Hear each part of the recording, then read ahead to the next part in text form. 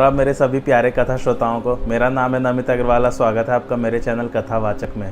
लवकुश कांड आरंभ हो गया था पिछली कथा में और राम जी जो हैं वो अश्वमेध यज्ञ कराने की तैयारी कर रहे हैं और उन्होंने समाचार जो है राजा जनक को भेजा था दूतों के द्वारा। आइए आज की कथा आरंभ करते हैं। राजा जनक ने गुरु शतानंद जो थे उनके गुरु के पास जाकर संपूर्ण समाचार सुनाया। शतानंद आनंद में मग्न हो जनक से बोले कि हे महाराज, सब सेना को सजा अश्वमेध यज्ञ देखने चला जाए। फिर चतुरंगिणी सेना को सजाने का आदेश दिया और सभी लोग प्रणाम करके अपने अपने घर गए। महाराज जनक व पातिले राजभवन में गए और सबको यह खुशखबरी सुनाई। तब रनिवास की रानियों ने अति प्रसन्न ब्राह्मणों को दान दे हर्षित किया। हाथियों, रथों और घोड़ों पर बड़े बड़े योद्धा जो कि सब विद्याओं में निपुण थे, बड़े शान और सजावट के साथ चढ़कर अयोध्यापुरी को रवाना हुए और विशाल सुंदर सुखासन पर गुरु शतानंद और दूसरे पर राजा जनक जी चढ़कर चले। श्री रामचंद्र जी राजा जनक जी का आना सुनकर आदर पूर्वक उनकी अगवानी करने के लिए उनके पास गए और प्रीति पूर्वक उनसे मिलकर उनको अच्छे स्थान पर डेरा देने चले। अयोध्या के बाहर सरयू नदी के पवित्र तट पर श्री रामचंद्र जी राजा जनक के समाज को डेरा देकर और सारा समाज अपने प्रिय भ्राता को सौंपकर आप राजा जनक जी के पास आए। तब श्री रामचंद्र जी को पास आया देखकर राजा जनक उनसे मिले और प्रेम पूर्वक अपने पास बिठाकर आनंद से गदगद कंठ हो बात किए। श्री रामचंद्र जी ने प्रेम पूर्वक सबकी विनती कर यथा योग्य सबकी सेवा की।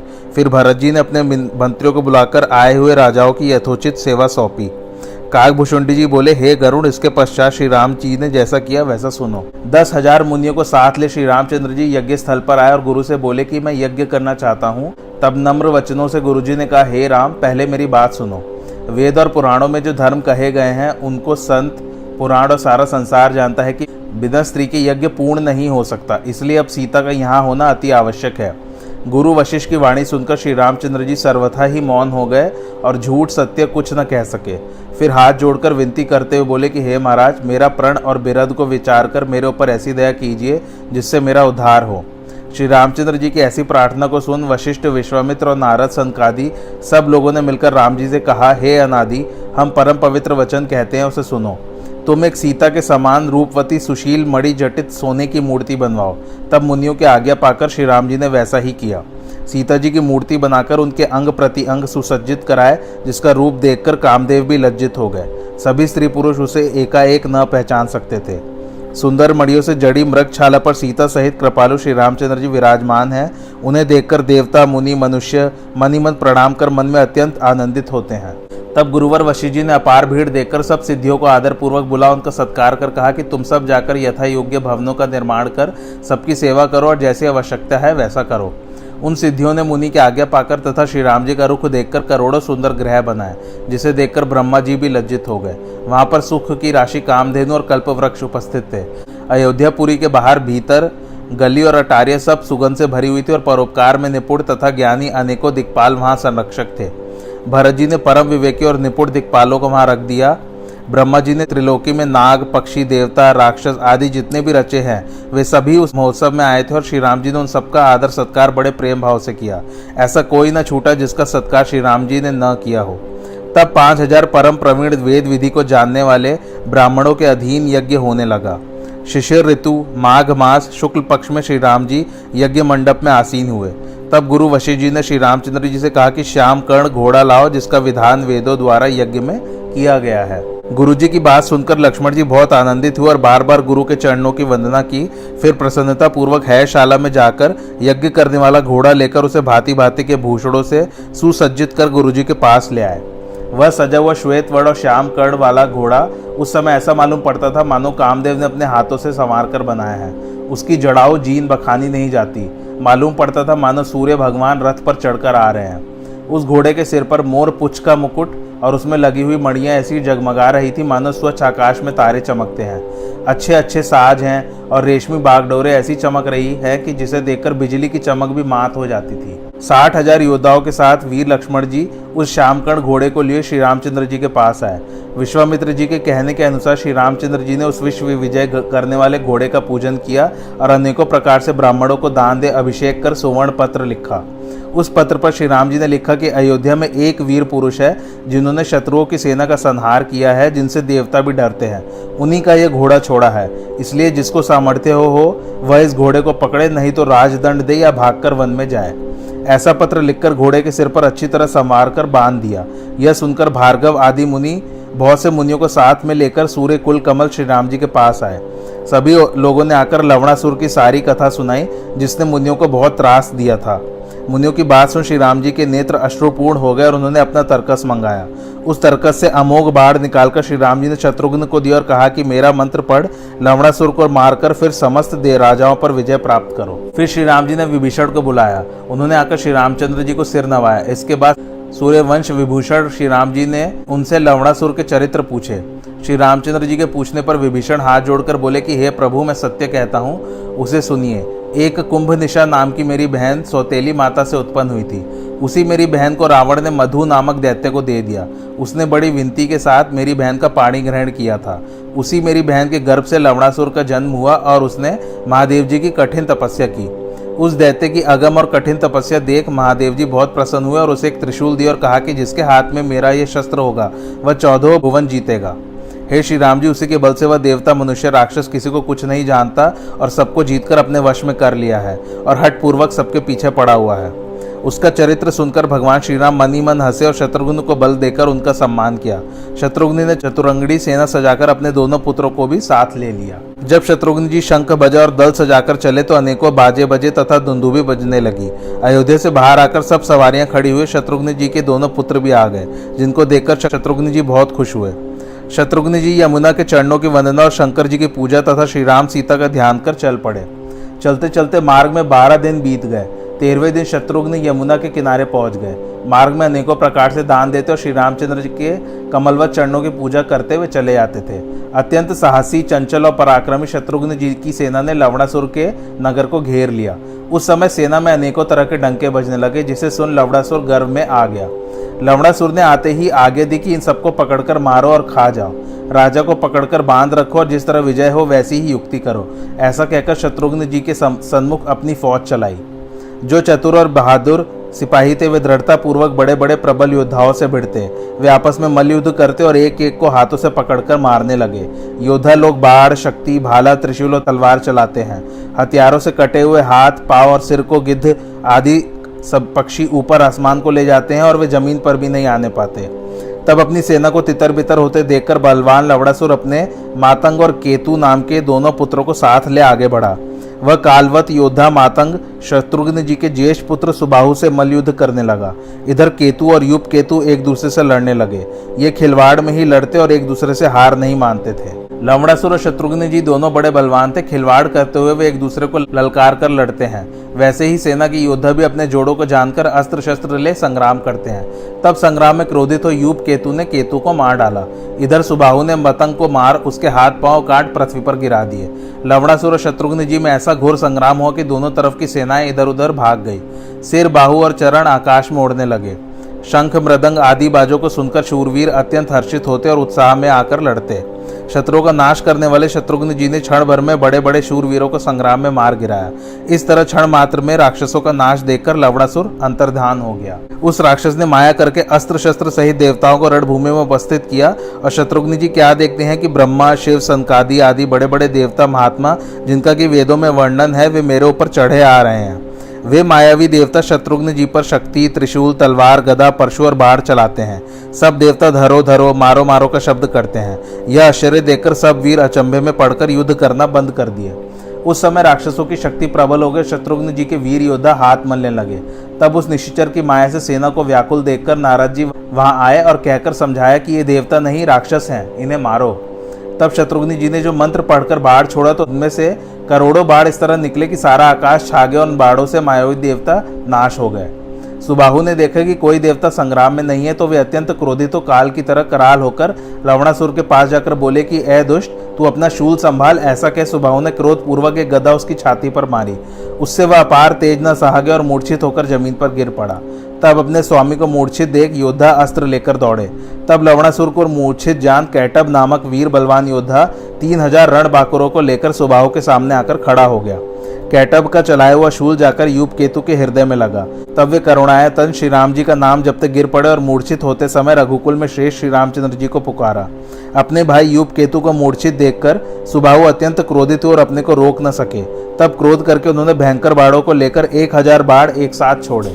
सुबाहु ने खींचकर यूप केतु के शरीर से उस शूल को निकाला और उनको राम के नाम रूप की औषधि दी, जिससे वे कष्ट रहित हो उठ बैठे और प्रसन्न चित्तो हाथ में धनुष बाण और तलवार लेकर छोटे भाई के साथ रणभूमि में उपस्थित हुए। वे दोनों वीर संग्राम भूमि में अनेक वीरों को ललकार कर मारने लगे। इस तरह सेना नष्ट भ्रष्ट होते देखकर लवणासुर पश्चाताप करने लगा।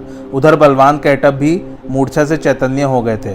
तब लवणासुर ने हाथ में गदा और अपनी सेना को साथ ले शत्रुघ्न की सेना को घेर लिया और एक गदा चलाई, जिससे सुबाहु का रथ टूट गया। तब सुबाहु बाढ़ साध किसी तरह रथ को डेरे तक लाए। उपाय करते हुए सुबाहु किसी तरह रथ को घर तक लाए, फिर अपने महाबली योद्धाओं को साथ लिए रणभूमि में गरजने लगे। वह कैटब भागता सुबाहु के पास आकर बोला कि मैं जानता हूँ कि तू रावण के शत्रु श्री राम के छोटे भाई शत्रुघ्न का पुत्र है और अत्यंत बली व शील का निधान है। कैटब सुबाहु से कहता है कि हमने बहुत वीर देवताओं को मारा है पर तुमको बालक जानकर छोड़ दिया, लेकिन अब मेरे स्वामी ने तुझे अपना दुश्मन समझकर तेरी बुरी बातों को सुनकर मुझे भेजा है। इसलिए अब तू निश्चय कर ले कि तेरी सेना को मारकर यमुना में डुबा दूंगा और तुम्हारे साथ शत्रुघ्न को भी मार डालूंगा। मेरे सामने मनुष्य की कुछ गिनती नहीं है। ऐसा कहकर मदमस्त राक्षस रणभूमि में आकर गरजने लगा। इधर सुबाहु और यूप केतु भी अपने हथियार ले लड़ाई के लिए तैयार हो गए। योद्धा लोग अपने अपने स्वामी की जय जय कह और लड़ाई में अपनी जोड़ी जानकर भिड़ते हैं, जहाँ सिर पाव आदि कट कट कर गिरते हैं। हठ पूर्वक गृध, सियार, कौवे खून पीते और प्रसन्न होते हैं। इस प्रकार विचार कर हाथी, घोड़े और रथों को सजाकर गह गह ढंका बजाकर उस वक्त क्रोध पूर्वक बलवान लवणासुर संग्राम में आया। वह राक्षस शंकर जी का स्मरण कर अपना विशाल त्रिशूल ले सेना पर टूट पड़ा और काल की तरह सेना का संहार करने लगा। क्षण मात्र में ही उसने बहुत से वीरों को मार डाला। तब शत्रुघ्न क्रोध करके चले। शत्रुघ्न जी के आते ही उसने उनकी छाती पर एक ऐसा शूल मारा जिससे शत्रुघ्न जी मूर्छित हो घूमकर जमीन पर गिर पड़े। उनको मूर्छित देखकर लवणासुर तलवार लेकर दौड़ा। तब यह देखकर सुबाहु को अत्यंत क्रोध हुआ। सुबाहु ने अपनी विशाल गदा के प्रहार से लवणासुर के रथ और सारथी को चकनाचूर कर दिया और हंसते हुए शत्रु सेना को मार डाला। अब लवणासुर रथहीन हो मूर्छा खा जमीन पर गिर पड़ा और उसे स्मृति न रही। फिर वह राक्षस उठ बैठा और बड़े क्रोध पूर्वक अपना अस्त्र संभाला। तब देवताओं को विस्मित और विकल देखकर शत्रुघ्न जी ने श्री रामचंद्र जी के दिए हुए बाण का आदर पूर्वक संधान किया। शत्रुघ्न जी ने श्री राम जी के युगल चरणों को स्मरण करके एक तीव्र बाण चलाया, जिससे वह राक्षस घायल हो शरीर से छिन्न भिन्न होकर पृथ्वी पर गिर पड़ा। लवणासुर का मरना सुनकर सब देवताओं का समूह विमानों में चढ़ चढ़ आकाश में दुंदुभी बजा और फूल वर्षा कर कहने लगा, हे नाथ, आज सब कष्ट मिट गए। तब कैटब किलकारता और गरजता हुआ एक बहुत बड़ी चट्टान लाकर छोड़ा। सुबाहु ने उसको बाणों से छिन्न भिन्न कर दिया और ललकार कर उस दुष्ट की एक भुजा काट गिराई। उसी बाढ़ से उसका सिर कट गया और वह पृथ्वी पर गिर पड़ा। तब वहां पर इंद्र आए और दोनों हाथ जोड़कर नम्र वचनों से स्तुति करते हुए बोले, हे नाथ, आपने आज देवताओं के साथ हमें सनाथ कर दिया। हे नाथ, मैं पापी जीव आपकी स्तुति करने योग्य नहीं हूँ। इस तरह इंद्र ने उन्हें बहुत आशीर्वाद दिए। फिर गुरु बृहस्पति देवताओं को साथ लेकर यज्ञ भूमि में आए और प्रभु के पास जा सबका नाम सहित वहां के समाचार कहे।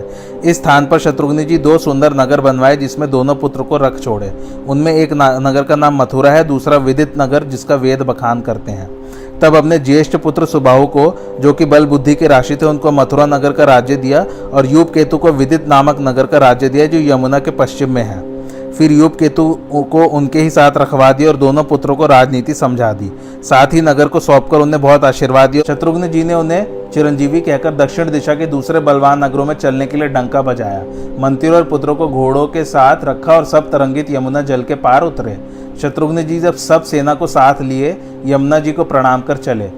शत्रुघ्न जी चलते चलते सेना को साथ लिए उस सघन वन में पहुंचे जहां पर वाल्मीकि मुनि के आश्रम में सीता जी के अत्यंत तेजस्वी 2 वीर पुत्र थे जिनका भुजबल सूर्य के समान था। उन बलवान वीरों ने आकर घोड़े को देखा और सिर पर बंधे हुए पत्र को बांधकर कमर में तरकस बांध हाथ में धनुष बाण को ले युद्ध के लिए उद्यत हो गए। वे बोले, तुम अपने घर चले जाओ, घोड़ा हमें दे दो, तुम्हारे माता पिता बड़े भाग्यशाली हैं जिन्होंने तुमको पैदा किया। इस पर लव कुश ने कहा कि तुम लोग तो संग्राम के लिए आए हो पर मांगते हो भीख, तुम लोगों ने क्षत्रिय कुल को कलंकित कर दिया। लवकुश कहते हैं कि हे शूरवीरों, तुम लोग युद्ध के समय सुंदर क्षत्रिय कुल को कलंकित मत करो। क्या तुम लोगों ने पृथ्वी को वीरों से रहित जानकर अनजान में घोड़ा छोड़ा था? तब उन बालकों की ऐसी कठोर बातें सुनकर बड़े बड़े योद्धा उन पर दौड़ पड़े। तब तो धनुष तानकर लव ने हंसते हुए एक ही बाण मारकर उनके शरीरों को जर्जर कर दिया। फिर शत्रुघ्न जी ने लव कुश से कहा कि हे मुनि बालको, तुम लोग क्रोध छोड़कर घोड़ा हमें दे दो। यज्ञ के समय में प्रभु श्री रामचंद्र जी तुम्हारा भी पूजन करके जन्म सफल करेंगे। शत्रुघ्न जी की बातें सुनकर लव कुश ने कहा, जिसने यह घोड़ा छोड़ा है उस राजा का नाम क्या है और वह किस नगर में रहता है जिसके लिए तुम सेना लिए वन में फिरते हो? तुम पहले यह बताओ कि इसके सिर पर पत्र बांधकर यह घोड़ा क्यों छोड़ा गया है? लव कुश ने कहा, आप ऐसे बलवान हैं, युद्ध के लिए ललकारते हैं। अरे हमारी ताली सुन सिंह भी डर जाते हैं। ऐसा के हाथ में धनुष बाण ले मुनि के चरणों की वंदना करने लगे। मुनि के चरणों का ध्यान कर उन्होंने भयंकर बाढ़ छोड़े और शत्रुघ्न जी के रथ, सारथी और घोड़ों को मार डाला। शत्रुघ्न जी का शरीर भी बाढ़ों से शिथिल हो गया, जिससे शत्रुघ्न जी मूर्छित हो गए और सारी सेना का संहार होने लगा। वीर लवकुश ने एक एक कर सब वीरों को मारा। तब सेना के भीतर जो कायर और क्रूर थे वे भागकर श्री राम जी के पास आए। ऋषि बालकों का नाम सुनकर श्री राम जी व्याकुल हुए, फिर विचार कर बोले, हे भाई, तुम सब लक्ष्मण के साथ जाकर मुनि बालकों को जबरदस्ती बांध लाओ। उन बालकों को मारना मत, यहाँ ले आना, क्योंकि मुनियों के बालकों को मारना उचित नहीं है। लक्ष्मण जी के साथ श्री राम जी की आज्ञा पाते ही अपार सेना युद्ध में पहुंच गई। लक्ष्मण जी ने लव कुश से कहा, हे मुनि बालकों, तुम अपनी जान लेकर घर भाग जाओ, क्योंकि सूर्यवंश हमेशा देवता और ब्राह्मणों को पालता है, नहीं तो अब तुम्हें देखकर मेरा शरीर क्रोध से जल रहा है। लक्ष्मण जी की ऐसी क्रोधपूर्ण बातें सुनकर लव कुश ने हंसकर उत्तर दिया कि हे प्रबल रणधीर, अब जाकर अपने छोटे भाई की दशा देखो। लव कुश की बातें सुनकर लक्ष्मण जी ने हाथ में धनुष बाण उठाया, लेकिन मुनि के बालक समझ और अपने कुल की मर्यादा विचार कुछ लज्जित हुए। लक्ष्मण जी ने कहा, हे मूर्ख, जो तुम्हारी सहायता करने वाला है उन्हें बुला लो, तुम्हें अकेले मारने से क्या लाभ? ऐसा सुनकर कुश ने अपना बाण संभाला, जिससे पृथ्वी कांपने लगी।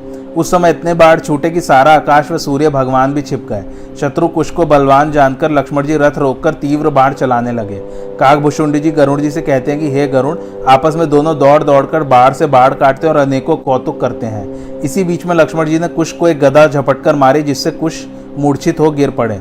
कुश को मूर्छित देखकर लव ललकार कर दौड़े। तब लव को आते देख लक्ष्मण जी ने उनकी छाती में बाढ़ मारा, लेकिन वह योद्धा न गिरा। फिर लव और लक्ष्मण जी ललकार कर मल्ल युद्ध करने लगे। क्रोध में दोनों हार नहीं मानते, दोनों एक दूसरे पर वार करते हैं, अपना दाव दिखाते हैं और लड़ते तथा घोर युद्ध करते हैं। फिर लव ने लक्ष्मण जी को एक मुष्टिका मारा, जिससे वे विकल हो गए और मन में हार मान गए।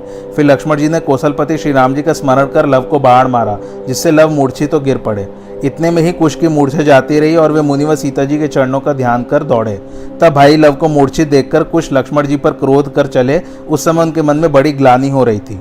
तब उस श्रेष्ठ वीर को आते देखकर लक्ष्मण जी धनुष बाण ले उसके सामने दौड़े और मेघनाथ को जिस बाढ़ से मारा था वही बाढ़ चलाए, लेकिन कुश ने सब काट गिराया। आज की कथा यही समाप्त होती है। मेरे चैनल कथावाचक को लाइक, शेयर और सब्सक्राइब जरूर कीजिए। Thanks for watching. धन्यवाद।